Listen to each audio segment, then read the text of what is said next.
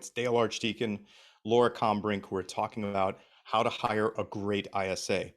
And so, what's funny is, Laura, you and I were talking in the green room, and Mhm. I know that you run Gabe's team. Really, that you're working with him to manage his ISA department, his lead flow, Mhm. all that sort of stuff. Yep. And what's funny, everybody, is that I have some best practices that I'm going to suggest that actually work opposite of what Laura is going to share with you guys today, that they are doing successfully. And so while on the surface that might sound crazy, right? That Laura is saying, "Hey, do it this way," and Dale's going to say, "Hey, do it this way." We had a conversation about it, and I wanted to expose that to everybody here because I have reasons for saying the things I'm saying. Laura has very good reasons for saying the things she's saying. And between the two, we just want to make sure that everybody knows what your options are. There are no one exact way to do anything, but I think that between you and I, Laura, we can give them enough insight and information to let them choose what path they take. I would argue that I'm going to give a more inexperienced methodology for people, Mhm. and I think that you're probably going to give people a little more experienced methodology, meaning that you would need some more experience probably to pull I off agree. I what Laura's agree. going to suggest. There's positives and negatives to anything that you do. So we're just going to give you the pluses and the minuses for both methods. Excellent. So, I wrote out a real quick outline in terms of what we were going to cover here, everybody. And so, what we're going to roll through is knowing when you're ready to hire an ISA, what you're going to use your ISA for, right? And some what they're good for, what they're not good for. And what you'll hear is some differences between Laura and I, obviously, there, depending on the model that you choose or the model that you implement. And then our recommendations for best practices, an advertising and screening process for making sure for making a great hire. Then our standards, so we'll each have standards for sort of a 30, 60, 90, or assessing your ISA. And then letting underperformers go, right? How do you know when to let somebody go, and how does that process work? So why don't we jump in, Laura? Knowing when people are ready to hire an ISA. I've done a bunch of talking. Do you want to, when with the people that you work with, how would you say that they're ready to hire an ISA? Do you have any kind of standards around when you think somebody would be ready to hire an ISA? Obviously, it has to be financially viable for you. So that would be standard number one. And I would say you need to really clearly define how you plan on using your ISA. So for example, you're out in the field, you're selling homes, maybe you're a standalone agent running all over the place. You're not able to get to new leads within 5 minutes or priority leads within 5 minutes. So you're sort of hit and miss on new business. You'll get a few contracts, stop prospecting. So for me, I've maxed out my time, right? I no longer have work-life balance, and I'm missing opportunities in my database. And I'm financially able to support bringing an ISA in. Those would be the criteria that I would go to first.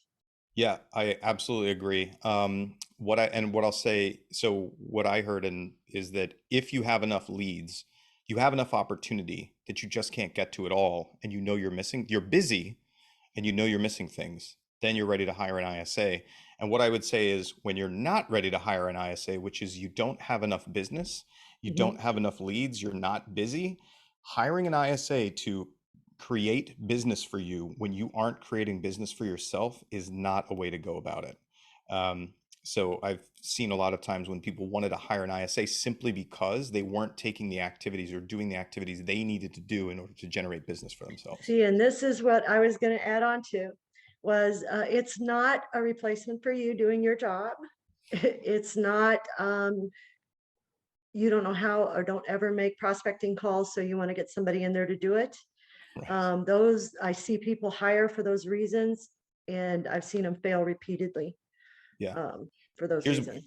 Yeah. So here's my advice to everybody listening, based on what we've just said, is if you're running Ylopo, if you're running any other lead generation system, and you're like, I have no experience doing this, I'm busy and nobody's talking to these people. Let me hire somebody to go and talk to these people for me and generate business. Here's my recommendation, and Laura would probably agree. You first take time to do it yourself, right? You do it yourself consistently for 3 months, 6 months before you try to hire somebody to do it for you.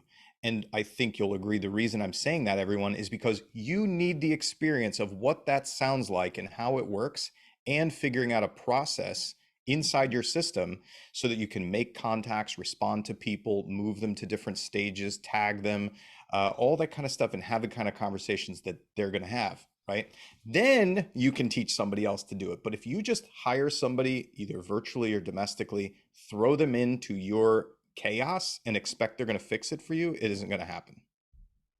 100% agree. You got to know enough about what the job is and how to do it in order to set your ISA up for success, which is setting yourself up for success. Yeah, absolutely. So I think you'll be better off just working that stuff yourself. And likewise, I work with a lot of teams and brokerages who maybe take on these systems, these lead generation platform systems.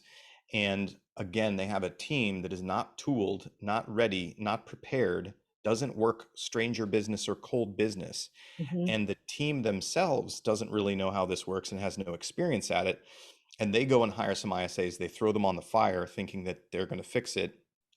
So it applies, right? Whether you're individual or whether you're a team, it still Correct. applies. Somebody internally needs to understand how this process works, how to best convert, what these conversations sound like, and be able to build a process to teach. How are you going to track it? What does success look like for an ISA? That all has to, you got to have a target. You got to know what you're shooting for. Yeah, absolutely. And I think we'll touch a little bit more later on sort of a 30, 60, 90. But again, being ready to hire an ISA is going to really require time commitment and training. So one of the things that you and I talked about, Laura, sort of, and I'll just tell people kind of what the difference is.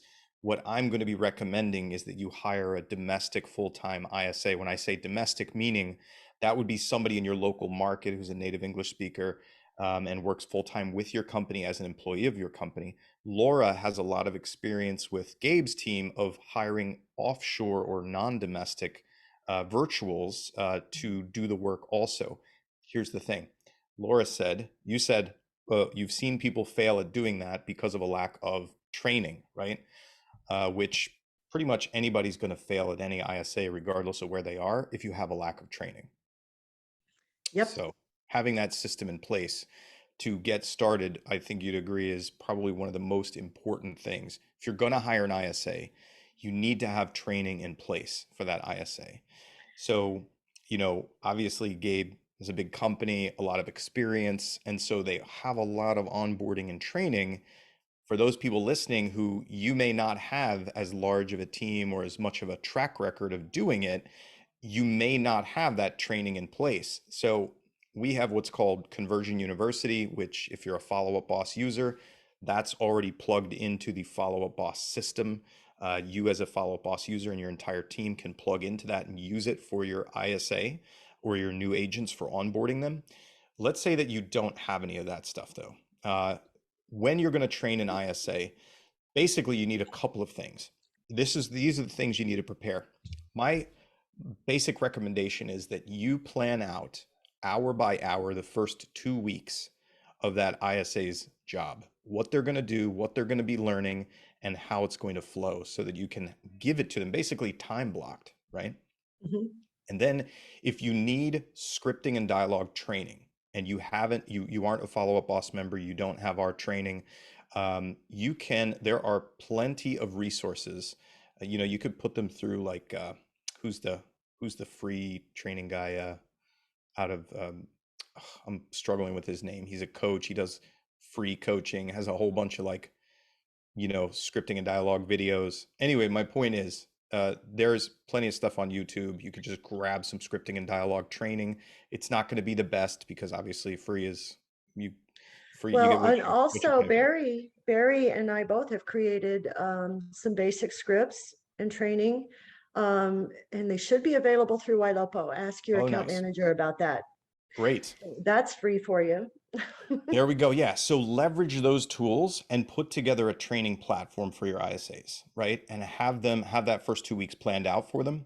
And most importantly, determine how they're going to work inside your CRM so that you can teach it to them. Don't make them figure it out. Yeah, you need to have them trained on your systems, your CRM.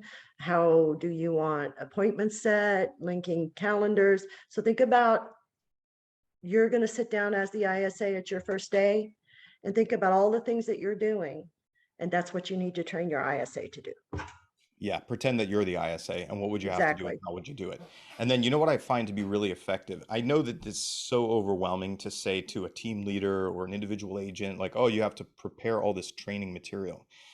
Here's the way that we do it in my organization when we need to create training. Basically, we will get onto a Zoom, right? So that my screen is recorded, my sound's recorded, and then I'll just step through what the processes are and make a recording, right? Here's what we're going to do. And if you get real fancy, maybe you can chop it up into pieces and say, this is the piece to do this. This is the piece to do that. But at its most basic, jump onto your CRM, work inside your CRM on a recorded video, record yourself doing it and narrate as you step through it. That Well, is what I I'm would do. just going to take that a step further, Dale. Even if you're not thinking about hiring an ISA right away, even if you're not thinking about building a team right away, just get in the habit of recording certain things that you do within your CRM, within your systems. I'm telling you, if you're planning on growing in the future, get it started now. That's going to save you so much time when you get, I mean, you might feel silly, just get it, build out a library, have it ready to go. Yeah. Do this for your, if this is your first ISA you're hiring, do this for your first ISA. And if this is not the first ISA that you're hiring, you've hired and had to fire, and you don't have any kind of training recorded, what that means to me is that you have to recreate your training every single time, and it's a massive time suck and a hassle. So do it once, get it recorded, and you're going to be much better off. Yeah. Okay. And then let's talk about pay, what they should expect to pay somebody. And I can talk from the domestic point of view, and we'll have you talk from the virtual point of view. Okay. Um, so if you're, and again, talking about domestic versus offshore, what I'm saying is that for most people at most experienced levels, if you're not already a well-oiled machine with lots of processes and training and the ability to train and manage and lead, um, I recommend for smaller people, especially your first time or a really small team, I would suggest that you go with a domestic person in your local market so that they have local market knowledge. And to do that, you're going to be hiring them full time, which means that currently you're probably going to be paying a base pay somewhere around what a good administrative assistant would cost you in your local market. So that would be the base pay. And then generally speaking, you're going to need to compensate that ISA additionally based on a couple of factors to bonus them up to, depending on market again, somewhere, let's say in a cheaper market to bonus them up to say 60 to 75,000. In a more expensive market, you may be even getting close to $100,000 in terms of additional compensation for that ISA. And here's the thing, when you're hiring domestically, if the ISA is taking the initial lead inquiry, if they're taking that initial conversation, I find that best practices are that they are actually a skilled salesperson. So you're Mhm. looking for a skilled salesperson to handle that conversation, be able to deal with any objections or resistance, create a nurture or set an appointment. And to do that, typically domestically, you're going to need to compensate in that way. So base pay of what a good admin would be, plus bonuses that would get them to somewhere between 75 and 100,000, depending on your local market. Yep. So Laura, what should they expect using offshore virtuals? It's similar model. We do a base compensation depending on experience. And so it could be anywhere from $3 to I think 5 if they're not in a leadership position, depending on experience. And then the way that they can make more is based on their performance. And so when an appointment becomes a closing, they'll get a bonus for that closing. Just Okay, basically the great. same thing, a living Do you guys wage plus a little bit more when they succeed. Okay, great. Do you compensate on appointments met or contracts signed? Nope, it's got to get to the closing table. Okay. Yep. So, We work together as a team, and our ISAs are a part of our team. They're not an outside party. We do meetings together as a team. We do fun stuff together as a team, and we loop our ISAs in, and they hold the agents accountable along with me. As far as I gave you a lead, we have follow-up processes to make sure that the agent did their job because of we want our ISAs to get that bonus. So they yeah. kind of even help us spot when an agent isn't doing what they should be with a lead that's been transferred over. Oh, yeah, that's huge. We can definitely talk more about that. Everybody listening, I do want to give you a couple of other ways that you can compensate your ISA, which would be based on appointments met. So you can give them a bump on a met appointment, and you can also compensate them based on a contract signed. So what I find is that if you're in a market or if you're the kind of team that is signing buyer broker relationship agreements, if you do that as a regular practice, then you could compensate on that, and you could certainly compensate based on a listing agreement signed. So really the whole point, everybody listening, is that when you're trying to compensate, obviously if you're using a more affordable labor source like offshore, it's not quite as much of a concern. For some teams that are running domestic, if you're running a domestic ISA, that is more expensive. And so you may need to find other ways to compensate them because depending on your lead source and depending on how your team runs, there can be a much longer sales cycle between receiving a lead and actually getting to a closing. So my point being is that it's kind of a delicate balance between compensating the ISA enough now to give them a living wage and keep them actively engaged, and then also making sure that they get additional compensation over time so that they're not waiting, 3 to 6 months in order to get the bulk of their pay, if that makes sense, when you're running domestic, because it's more expensive. Okay, cool. So, what's funny is I wonder if do we have any Q&A? Yeah, Looks I like was just going through some of them here. oh, here we go. Yeah. Ricky, thank you, John Baird. Ricky Caruth is his name. Yeah, he has some free training online. And then obviously, as Laura pointed out, they have training for you guys inside Ylopo for scripting and dialogue. Let's see, Tony White, we answered the compensation model. Basically, whether it's domestic or offshore, it's still a similar concept. It's just the amounts are different. Um, okay, cool. Let's see. We're moving on to, I kind of lost my place. Samantha has a question that we need to be very careful about. She was asking if we do a percentage of the commission at the sale. Got it. And if they're licensed. Okay. Yeah, Let's yeah, be let's careful tackle. about how you go about it if they're Sure. unlicensed. Yeah. So first, really, right off the bat, whether or not they're licensed and how you compensate are based on your state laws. Right. So some state laws are some state laws are loose enough that you could use unlicensed people to have conversations or do whatever it may be. Some states are much more tight in terms of their regulations. So my understanding is like Washington State, for instance, or California are exceptionally tight about who can be talking to a consumer about real estate. So my recommendation is go and read your local real estate laws, your state laws, and abide by those.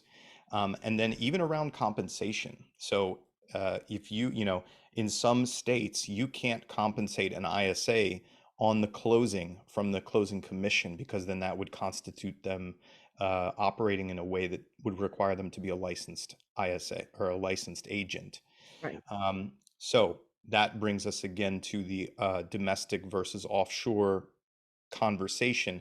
So when in my state of Pennsylvania, if you read the state law, it just simply says in order to have a substantive conversation with a consumer about real estate, you have to have a license. That's pretty vague, and that pretty much covers a lot of things that you could be doing. And so one of the things that we did is we would hire an unlicensed domestic ISA in our local market, and then we would say to that ISA, hey, you're required to get licensed within the first 30 days of being here. We'll pay for that licensure. We're going to pay for you to get licensed. And in my state, again, It's pretty easy to get your license within 30 days. And I know some markets are even tougher, but you can pretty much get one in the first 30 days. And we said, we'll pay for it. But if you get fired or quit within a certain period of time, we're going to reclaim that from your pay. And so that's how we handled it. And so we ran licensed ISAs, but we weren't hampered, we weren't hamstrung by needing to find an already licensed person who wanted to do the job. And then again, with the compensation, just figure out how you're going to compensate. So I've heard a couple of different ways. If you're in a restrictive state where you can't compensate based on the sale, or you can't compensate based on a percentage of commission, what I have seen done is that you basically pay a monthly or quarterly bonus based on revenue of the company, right? And so if your ISA generates a sale to happen, that generates X amount of commission dollars to the company. You can sort of attribute a portion of a relevant portion of your company's net profit to whoever that ISA is, and then bonus them based on that. So it's much more complicated way to do it, but what I'm saying is you can still compensate based on Mhm. performance. Yeah, you just check with your state, stay legal. Yes, that is always our recommendation, is stay legal. If you know what, if you're like, what did Dale or Laura say? We said stay legal, read your laws. How about that one? Yes, that's what we said. So let's talk about hiring and screening for these things. And so, Laura, do you guys use a service for sourcing your offshore, or do you do it yourself? I go direct to the horse. Okay, great. And so how do you guys find your people? There's a website. I'd have to go grab it. It's online.ph. We go to the Philippines for it, and it's a direct. It's a company that basically it's a job board.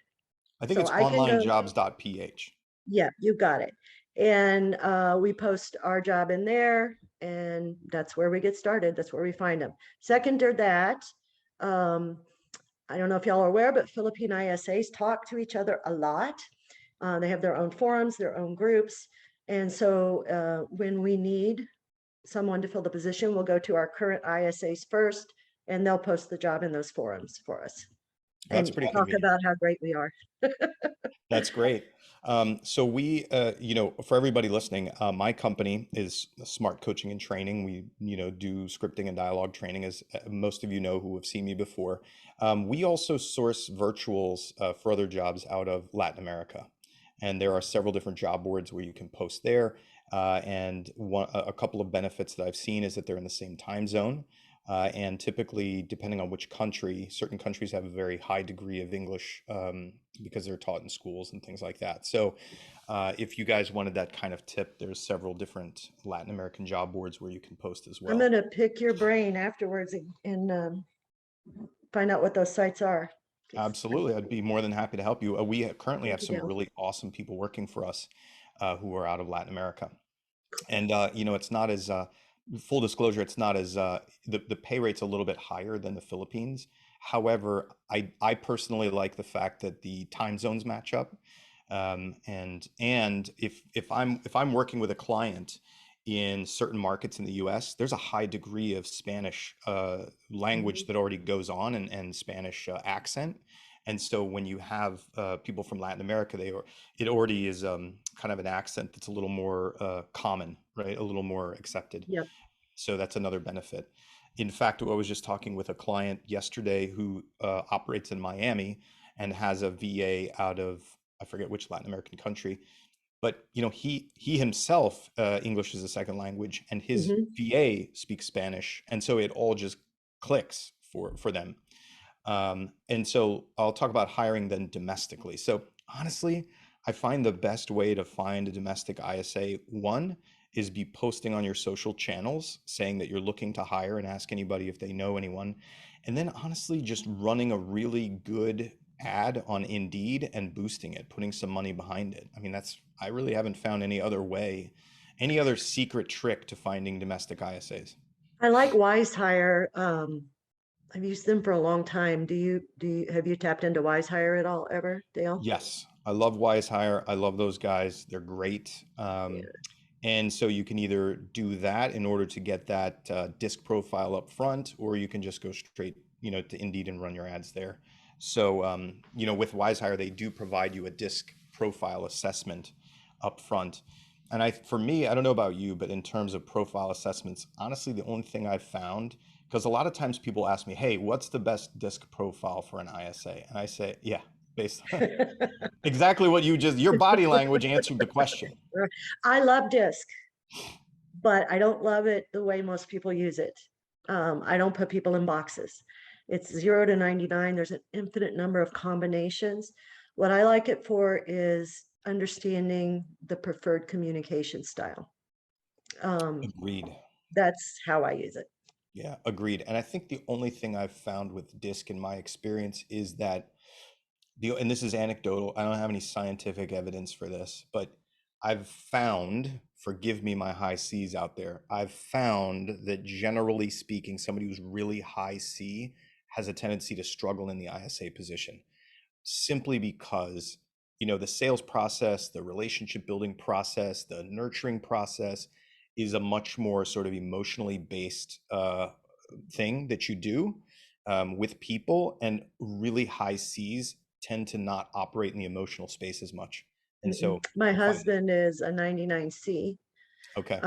Yeah, he's very analytical, and it's almost, he doesn't pick up the emotional cues, the voice cues, Right. and he's not an open communicator. And most C's are not open communicators, so they can succeed at the job, but it's going to require them to put themselves into an extremely uncomfortable place, and most of them won't do it. Yeah, Yeah. absolutely, right? So like, listen, man, being an ISA is already a tough enough job that if you're doing that job, but you are sort of contorting yourself into that position every day and every hour and every minute, is not going to work for you. And Mhm. so you, as far as disc goes, it sounds like you and I have a similar experience. Really, I'm just kind of making sure you're not a high C. And then I'm looking to see, so for me personally, if you're a high D, I know that you're going to be challenged with a little bit of empathy and building relationship over time. If you're a high I, you're going to have a little bit of trouble closing and being, you know, staying in the fight if you get rejected. And those are pretty much the only things that I've found by using a disc profile. Yeah, S's, but I'm a very high D, and S's kind of are a challenge for me. Yeah, they're super Yeah, guarded, right? yeah, and easily Offended. upset. Yes. Yeah. Okay, so in terms of that, like we don't really find any particular profile to be the best. It really just is going to tell you how you're going to need to interact with your person and communicate with them. I will tell you this. You do have some personalities that float really close to the center. I love those personalities. And the reason they tend to do really well is because they can move into any quadrant. They can flex with whatever personality type they're working with. So there's a little bit of advantage if you can find a centered personality, but they're kind of rare. Yeah, absolutely. Um, okay, so then in terms of the hiring process, right? Here's what I find best for advertising. And again, I'm speaking in terms of domestic ISAs. That would be when you're writing your job ad, just a couple of pointers to give people here. For some reason, you know, it's like you're like, oh, hey, advertise for a job. But what I find funny, Laura, is that most of us haven't been taught how to really advertise well for a job, you know? Mhm. And so I see all sorts of job ads being written. Here's what I can tell you. The worst job ads are the ones that are very stiff and only talk about what the requirement of the applicant is. And you have to do this, and you must be this, and this is, we're going to make you do these things, and you've got to follow this guideline, right? When you're writing a job ad, it's an ad. You are advertising. You are trying to you're trying to get someone excited and convince them that they want what you're offering. So when you write your job ad, it needs to be exciting. It needs to talk about what's in it for the person, what they're going to get out of it. Obviously money, but even beyond that, right? You're going to love working in our organization, and it's going to help you Culture. build your skills and culture, and right, it needs to be something that makes you say, wow, I really want to work at that place. And that sounds fun. We can get to the whole what you're going to have to do later, right? How many dials you got to make, et cetera, et cetera. But it really needs to be an ad that hooks people, gets them excited, and really talks more about what's in it for them? What's in it for you if you apply and you come work for us? And I find that tends to get a lot more applicants to come in. Yeah. I agree. And so, one of the things that we run into is a lack of applications. So you need to be attracting these people with some honey, get them to apply. And then we have a process that we flow through. And so I'll just talk about our process, then we can talk about your process. So here's what we do, especially for my busy team leaders, busy agents. You want to try to leverage as much of this as you possibly can. And I don't know about you, Laura, but frankly, I don't read ISA resumes. I don't read them at all. What I do is I actually get them to apply, and then I usually have a VA. When somebody applies, the VA will then reply to that application and say, hey, thanks for applying. Please complete the application process by watching this quick video and following the instructions. And in that video will be myself or another manager who says, hi, thanks for applying, man. I'm really excited to talk to you. Here's what I want you to do. I want you to whip out your cell phone and I want you to make a quick video of yourself. I want you to state your name and your email address. And then I want you to tell me in your own words why you think you would be the best fit for our ISA position. And then there's a link in the email you received where you're going to upload this video that you just made for me. Okay? Can't wait to talk to you, right? So that's the thing that you're going to do. And I just scripted it out for you. Your assistant is going to fire that out. Or if you're a solo, you could even create an automated campaign that when somebody applies, you can stick them on it and it'll fire that email out to them. What I'm looking for in that first step is, one, do I want to meet with you? Are you the kind of person that I think would be a good fit for this company? Are you articulate? Can you figure out how the hell to make a video on your phone and get it into the link that I asked you to send it to? And will you follow directions? So that's our first step. After that, we will then we'll watch that video for those people who we want to put through farther through the process. The assistant will book a 15-minute call with this person, right? So we jump onto a Zoom call like this. The VA will book that. They will also send an email that includes a script. And what it says is, hey, we'd love to move you to the next step in the screening process. We're going to jump on a quick Zoom. We're going to answer all your questions you have about the position. And then if you feel like you'd like to move forward, we're going to role play the attached script. Please have it and be prepared, right? Then we jump onto that call. We answer this ISA's questions about pay, location, requirements, any question they want to ask, right? And at that point, we're going to say, okay, great. If this sounds like we should move forward in something you're interested in, we're honest, right? It's, hey, you're going to be spending 5 to 6 hours every single day calling and texting and emailing and DMing people who may or may not want to talk to you. But you will get paid a lot of money, you'll create some relationships, and if you're willing to eat no sandwiches for most of the day, you're going to find a really fulfilling career, right? With good, steady hours. Is that something you're interested in? Yes. Okay, excellent. Do you have the script I sent you? Yes, I do. Okay, great. Now I'm going to give you some parameters and we're going to role play. And that role play, we've actually dialed that role play process down to the point where I can have a VA execute this role play with them. And what it is, it's a very structured role play where essentially I'm saying to that candidate, hey, candidate, I'm going to role play with you. You're going to play the part of an agent. I'm going to play the part of a for sale by owner. Your goal is to book a face-to-face with me. And this is an important statement. The only way you fail this, ISA candidate, is if you let me off the phone before you get through all your questions. And they say, okay. And we say, okay. And then we start role playing. And then you proceed to object to them and try to get off the phone. And you see how long they're willing to stay in the fight and whether they will at least ask you for one appointment because that's what you told them the goal was.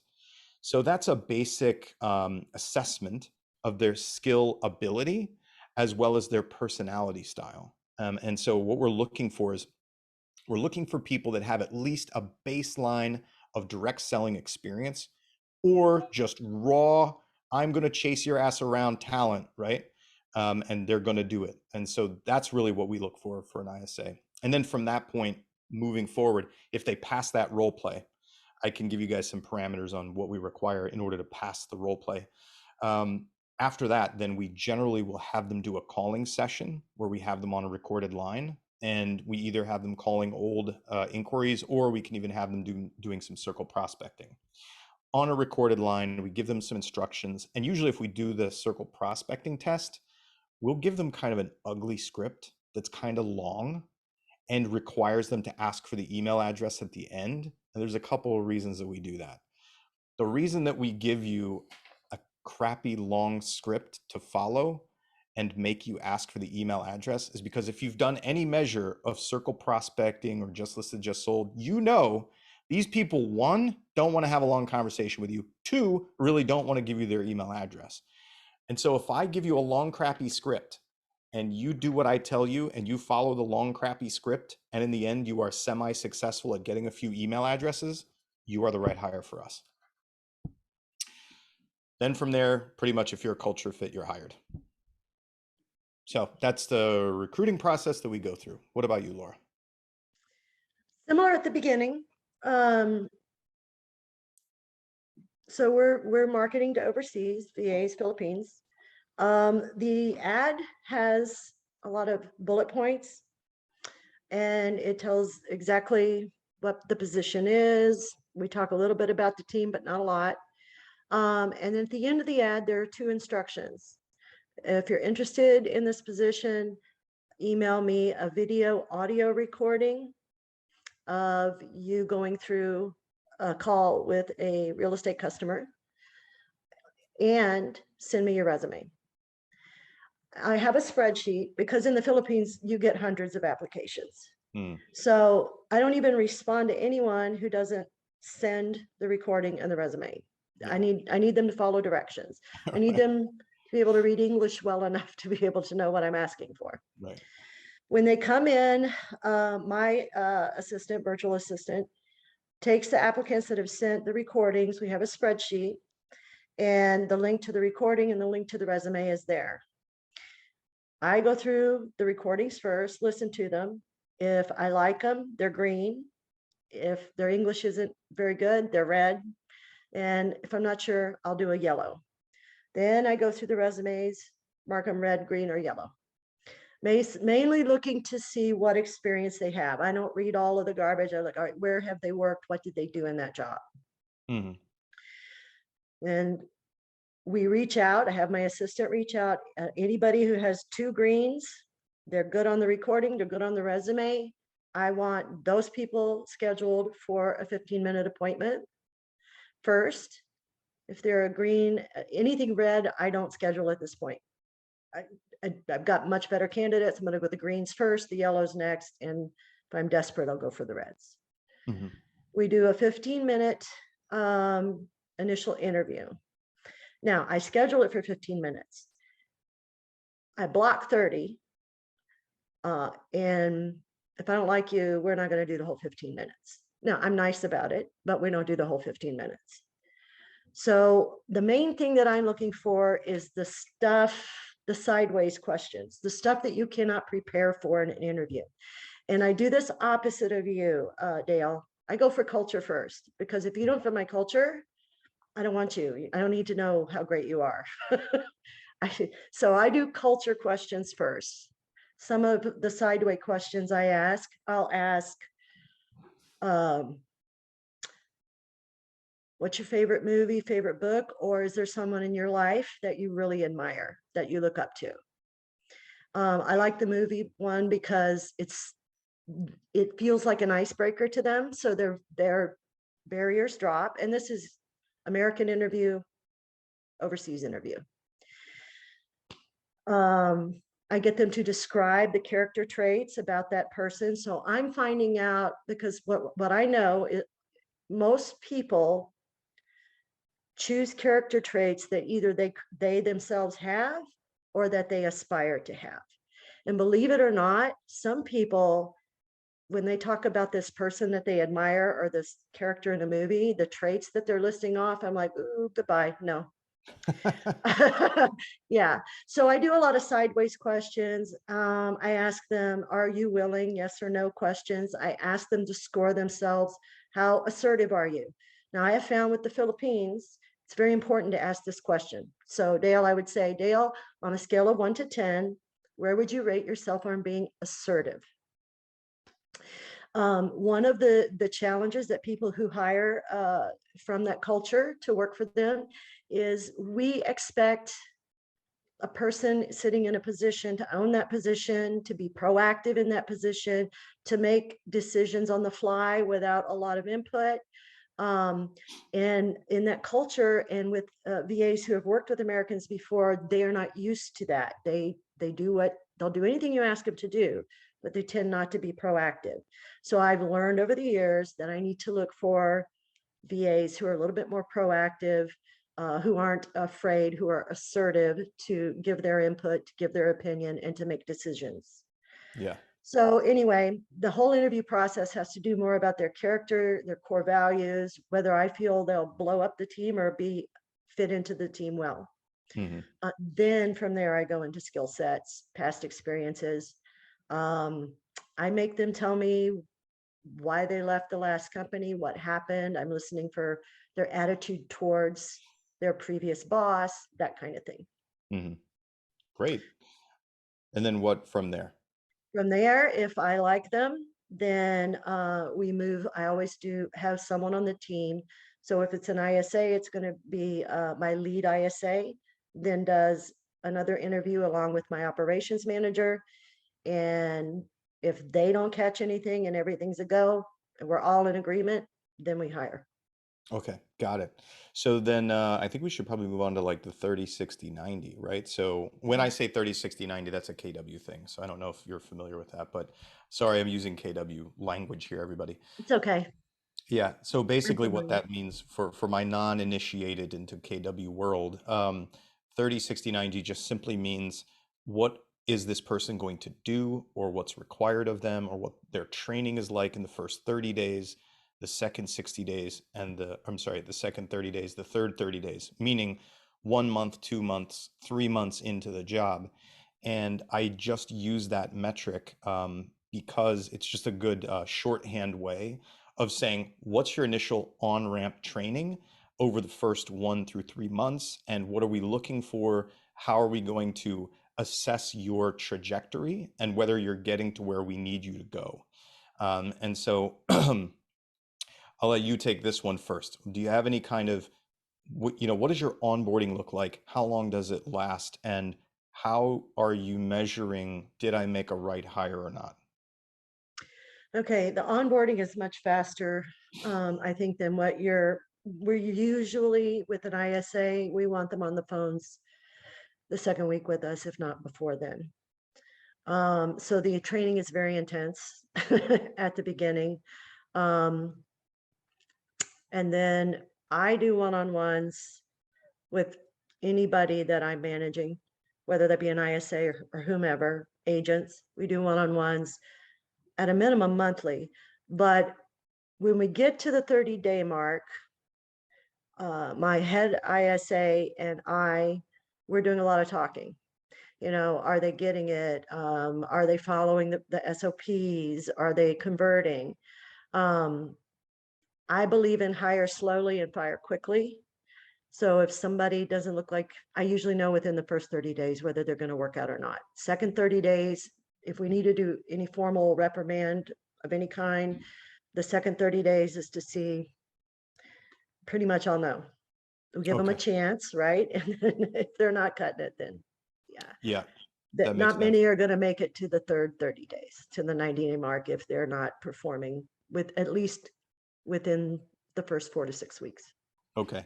And when you say performing, is that just basically, is that basically like, are you following our SOPs or are you achieving X number of contacts or are you setting X number of appointments? Are you, The what's the combination. achieving? So definitely appointments are the bottom line. So if we're not getting appointments, we need to take a look at, where did we fail you? I always ask, where did the system fail us? I don't say, what's wrong with you, right? So usually if you ask it in that way, you'll get an honest answer. Well, I didn't get trained on this, or it's my fault. They'll blame themselves. Mhm. So appointments play, that's the bottom line. I'm a D, that's the bottom line. Number of dials in a day. Um, And what are you typically looking for? And when you say a day, let's why don't we break it down to hours for these people? Only because like some people they'll have an 8-hour shift or a 6-hour shift or a broken up shift or whatever. So Yeah, we do 8-hour shifts, but I hold it based on, I know what my lead ISA can do in a day, and he has more responsibilities. mhm. So he can do about 120 a day, but he's also doing a lot of other things, not just making calls. And is he single dial or multi-line dialing? Single dial. We use Okay. the follow-up boss dialer, so it's single dial. Okay, so he can do 120 in an 8-hour shift plus some other things on single dial. Mm-hmm. Okay. The other ISAs are running between 200 and 300 dials a day. Okay. Got it. And they're are they doing multi or is that single again? Single line. Okay, got it. So they're single line dialing 2 and 300 times a day. Yep. Got it. Okay. I And mean, it's then still a dialer, but it's not a multi-line dialer. You know how right. the follow-up boss dialer works. It's Yep. single line. Yep. For anybody who doesn't know what we're talking about, when we say single line, you're calling one single line at a time, whether you're punching it into your cell phone and hitting call, or whether you're punching it into a machine, or whether you're inside follow-up boss and clicking dial. That's a single line at a time versus something like Mojo that can dial multiple lines up to 3 at a time at the same time. Yeah, Um, you can usually with Mojo, I would expect we could probably at least get close to doubling what they're doing now, I would think. Yeah, you can definitely get a lot more dials. But all right, and then do you have any kind of metrics that you hold them accountable for in the first 30 days or first 60 days in terms of appointments set? We're still developing that out, but to be quite honest with you, they're performing, I mean, our two new ISAs are barely over 30 days, and they are setting multiple appointments a day. So to answer your question, I haven't set the expectation yet. They've actually exceeded. I think if I was going to set the metrics, the baseline would be 2 appointments a day minimum, but they're outperforming that. Okay, got it. And just so that everybody's clear on appointments, there can be a couple of different things that Yeah. appointments could be, right? And so an appointment could simply be an ISA speaking to a lead, and the lead agrees to have another conversation with another person, right? That could be a set. Mhm. The ISA could speak to somebody, and that lead is qualified and ready to go look at homes or have a listing agent come to their home and do a presentation, right? So there could be a different quality or a different classification of what a set or what an appointment could be. I'm glad you brought this up because this is where a lot of agents fail with ISAs, or even if they hire an outside party or whatever it is. Your definition of an appointment as an agent typically is I'm going to go meet with a client. Who's ready to And buy something or sell something. like ready to go now, right? But in the world of dialing and making phone calls, first of all, your ISA is not a realtor. So they can't take that conversation as far as you would if you were calling. So get that they can't do all the stuff that you do. um, so when they're calling, you need to understand and define for yourself and for your ISAs what constitutes an appointment. For us, we call them strategy sessions. Our ISAs set appointments with our agents to do strategy sessions. It can be an appointment for a showing. Um, it can be an appointment for our lender to contact, right? Our lender partners. They set appointments for them and with the realtors at the same time. But your ISAs are not realtors. They can't qualify a lead in the same way that you do. So you got to be a little bit more flexible with and clearly define what you're expecting as far as what appointments are Mhm. for you and your Absolutely. team. Yeah. Yes. And so, in addition to that, so what I typically do, well, when I'm running domestic ISAs, we actually look to get that to make that ISA. And this is one of the reasons why I usually recommend domestics for people who are first doing this, is because for people who are inexperienced at it or have smaller teams, they're not accustomed to, they are anticipating that highly qualified, ready to go buyer or seller.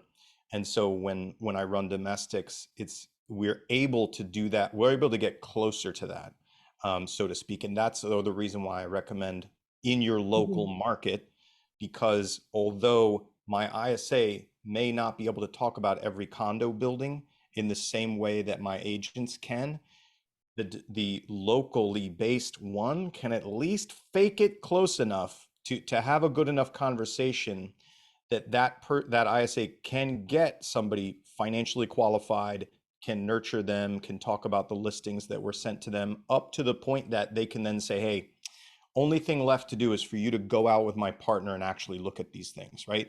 Or only thing left to do is to have my partner come and look at your home.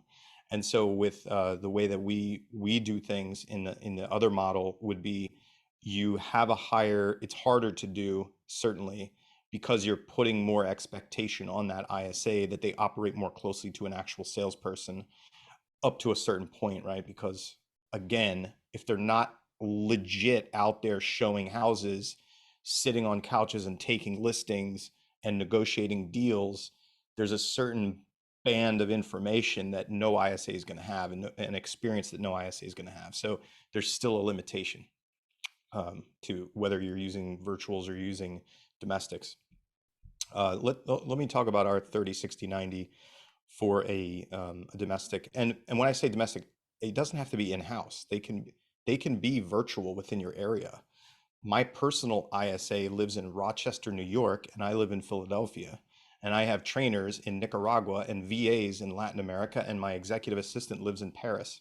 So you can operate this pretty much from anywhere. But for instance, with my ISA in Rochester, New York, he doesn't know anything about the Philly market, but at least he has a similar accent and a similar attitude and can talk in the way that people here talk, right? Pretty closely, even though he doesn't know one condo building from another condo building. Um, but let's talk about the 30, 60, 90 that we kind of go through. What we're looking for is, once we start someone, we generally, we do recommend that they be full-time. If you have somebody who's like just lead scrubbing, or somebody who's like going into your database to sort of turn it over, you've got 20,000, 50,000, 100,000 leads in a system, leads, names and numbers and email addresses in a system that nobody's talked to for a long time, right? You can have some scrubbers just go in there and pound through it and see, is there somebody going to answer me or not, right? And for that, you don't need a lot of skill or whatever it may be. But what we're looking for typically for an ISA who's taking leads, generating nurtures, generating appointments, qualified appointments, we want them full time. And what we're looking for is, I agree with you, within the first 2 weeks, probably even near the tail end of the first week, you're going to be having some real conversations, because that is the real way to learn, right? Right. So initially, we're going to teach you the system, teach you the CRM, get you familiar with the dialer, teach you some terminology around real estate, teach you some of our local market, like zip codes, neighborhoods, Mhm. those kind of concepts.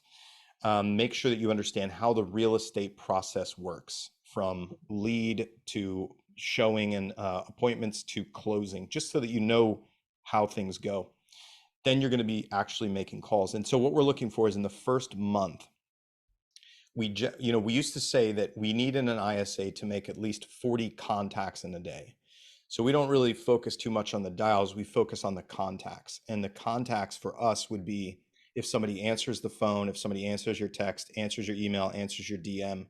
So what we're looking for is, we used to say 40, but now the contact rate has really shifted a lot. So what I would say for everybody listening is, you want your ISA within the first 30 days able to make a minimum of 20 to 30 contacts per 8-hour shift.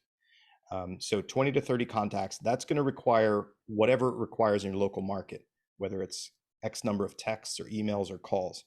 As long as they're getting 20 to 30 connections, contacts per day, they'll be doing well. So that's what we're looking for in the first 30 days, is that you can get up to making those connections, and that you've set, say, between 4 and 5 appointments. And for us, we understand that when you first start working with an ISA, they're going to set you crappy appointments. You just have to be ready for that, okay? That's the way it works. Laura, I don't know if you figured out the equation better than I have, but an ISA is going to set crappy appointments when they first start. You got to be, you got to set crappy appointments in order to set good appointments, right? Yeah, yeah. I think agents, sometimes we just get so picky. First of all, if you were on the phone, you couldn't do what they were doing. So just calm down a little bit. Right, right, exactly. And yes, the part that we have to do on our end is to be able to be willing to be patient, to train, to repeat ourselves up to a certain point. Yeah. And that's how they're going to learn to set better appointments for you. Yeah. Yeah. So what I'd say is just to finish this out. So in the first 30, we want to get them to a consistent 20 to 30 contacts per day. They're working in the system. They're setting appointments after the, say, first, within the second to third weeks. And then in 30, the second 30 within the 60 days, what we want to see is they're consistently hitting 20 to 30 contacts every shift. They've set, say, 10 appointments within that month. And that we've conducted at least half of those, and they've added, say, 20 nurtures into the system. Then in the, third 30 days up to 60 to 90 days, what we're looking for is again, we have a difference in appointments that you and I are looking for, right? Mhm. So with mine, it's going to be it's not going to be a, will you talk to an agent for a further conversation? We're running ISAs that act as an agent. And when they place someone with an agent, that person either has asked for a buyer consultation because they're a newer buyer and they're going to move forward, or they're ready to go actively look at homes and purchase and they're financially qualified, or it is a seller who understands we're coming to their home to talk Mhm. about marketing and listing their home for sale. And so in my model with the domestics that take it to that level, what we're looking for is if they can set two qualified appointments, or sorry, if they can set 5 qualified appointments in a week, that's what we're looking for. And then between buyer appointment versus seller appointment, we're going to look at the conversion rate and whether they actually got met in order to Yep. measure the skill of our ISA at setting and qualifying people. So that's what we're looking for, everybody. I would say that if you have a full-time domestic ISA, after 90 days, they should easily be able to set, say, somewhere between 20 and 40 appointments in a month for you, and you should be at least a 50% conduct rate. If you're running virtuals, depending on what you determine to be your appointment, Laura, why don't you tell them what your monthly metric is you're looking for? Sure. The appointment is very similar to yours. And one thing you've got to watch out for your newer ISAs is they want to get that bonus or that extra for, and if it's a C, if it's 6 months out, I don't want my ISAs giving that to the agents at all. So there's a little bit of, we get a little bit picky about some of the appointments. And again, to be honest with you, I have not set a metric yet. Again, my expectation minimum would be 2 appointments a day, 5 days a week. So that's 10 a week. 10 a week is 10, 20, 30, 40 a month. Mhm. They've actually exceeded that expectation so far. That's great. So we're very, very pleased. Um, yeah. Excellent. All right. And so then everybody, the last part to finish it out was when to let them go. And we're actually over time at this point. But here's what I'd say, Laura. If they're either a horrible culture fit, they aren't doing what you tell them to do, or they aren't able to hit the basic metrics that we gave out here, Mhm. then you probably need to let them go. And Yep. thanks, Ryan. Ryan Nieder said we're the best. If you have an ISA who's underperforming and you keep them beyond 6 months, then that is a business decision that you have made, but you're not helping anybody by doing that. And culture fit is a no-brainer. We all have worked in office environments where there was a cancer, somebody just a big downer. I don't want to bring anybody in that's going to blow up my team. And within 30 days, and I'm not doing it to my team. They got to go if they're gonna Yeah. fail. Yeah. Yeah. Absolutely. Laura, thank you so much Thank for you, being Dale. on with me today. And thanks, Ylopo, for having us here today. And I hope you guys got something out of this. Great seeing everybody. Thanks, Dale.